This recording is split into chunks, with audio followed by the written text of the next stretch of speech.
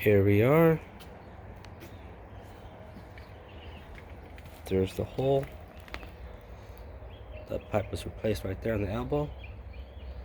So the tree was right in the middle where that bag is. So I recommend just putting a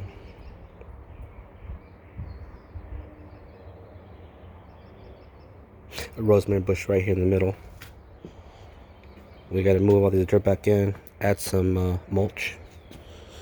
We got to pick up some of this dirt over here and put a little bit more mulch. There's a lot of dirt everywhere, so got to wash everything down. There's some dirt on the sidewalk. When I left, I washed everything down. Those are my footprints.